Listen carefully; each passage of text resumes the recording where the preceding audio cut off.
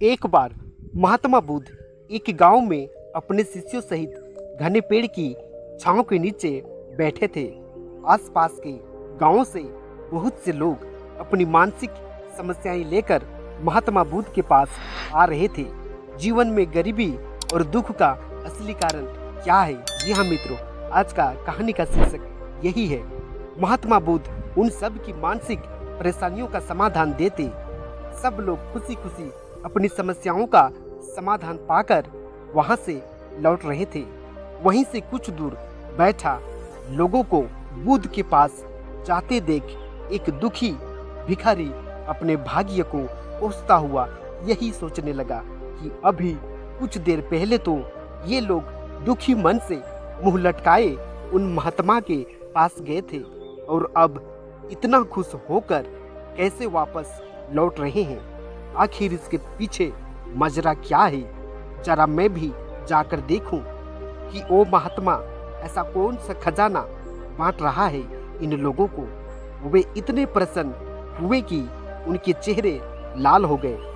जब वो दुखी भिखारी कुछ नजदीक गया तो उसने देखा कि यह महात्मा तो लोगों को प्रवचन देकर लोगों के दुख का निवारण कर रहे हैं। यह देखकर भिखारी के मन में भी तीव्र इच्छा हुई कि क्यों ना मैं भी इन महात्मा को अपना दुख बताऊं। मुझे भी अपने दुख का समाधान जरूर मिलेगा। बस फिर क्या था, समाधान पाने की लालसा लिए भिखारी महात्मा बुद्ध के सामने जा पहुंचा और हाथ जोड़कर प्रणाम करते हुए बोला, हे महात्मा बुद्ध, मैं भी लोगों की आपकी तरह मदद करना चाहता हूँ। मुझे लोगों की मदद करने की बहुत लालसा है, मेरी इच्छा है, लेकिन मैं कैसे मदद कर सकता हूँ? मैं तो बहुत गरीब हूँ। मेरे पास न तो पैसे हैं और न ही कोई ऐसी चीज जिससे मैं किसी की मदद कर पाऊँ। मैं कोशिश करने पर भी किसी की सहायता नहीं कर सकता। मुझे भगवान ने इतना गरीब क्यों बनाया? हे महात्मा, मुझ पर कुछ दया कृपा करो।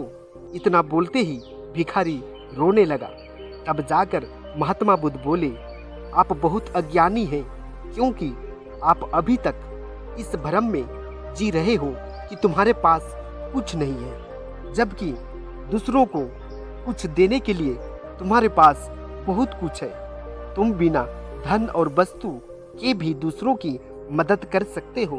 तुम्हारे पास जुबान है जिससे तुम मीठे शब्द बोलकर किसी के दुखी चेहरे पर मुस्कान ला सकते हो। इन्हीं शब्दों की ताकत से तुम किसी के भी टूटते हौसले को फिर से मजबूत कर सकते हो। इन शब्दों की शक्ति से आप किसी के भी मन में सकारात्मक विचारधारा की बीज बो सकते हैं और उसे गलत रास्ते पर जाने से रोक सकते हैं। तुम्हारे दो हाथों से किसी भी कमजोर या लाचार व्यक्ति की सहायता कर सकते हो। आपके दो आंखें किसी अंधे को रास्ता दिखा सकते हैं। तुम किसी के लिए दुआ कर सकते हो। यह हो सकता है कि उनके बुरे काम फिर से हो जाए।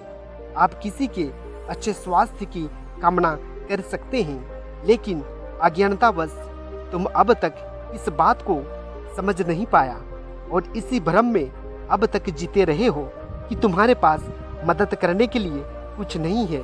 किसी की मदद करने के लिए धन और वस्तु का होना जरूरी नहीं है। बिना धन और वस्तु के भी हम कई तरह से लोगों की मदद कर सकते हैं। महात्मा बुद्ध के ज्ञान से भरे ये सुंदर शब्द सुनकर भिखारी के चेहरे पर मुस्कान आ गई और वह खुशी से झूमता हुआ वहां से चला गया। जी हाँ मित्रों, इस कहानी से हम लोगों को ये शिक्षा मिलती है कि हमेशा अपने जीवन में खुश रहने का प्रयत्न करते रहना चाहिए। आजकल तो बहुत से लोग ऐसे हैं कि मेरे पास ये नहीं है, वो नहीं है, ये सोचकर हमेशा लोग दुखी होते हैं। बल्कि जो आपके पास है उसी में संतुष्ट रहना सीखें और बिना मतलब के लोगों की मदद अवश्य करें। जी हाँ मित्रों, इन्हीं से आपको परम सुख शांति की प्राप्ति होगी।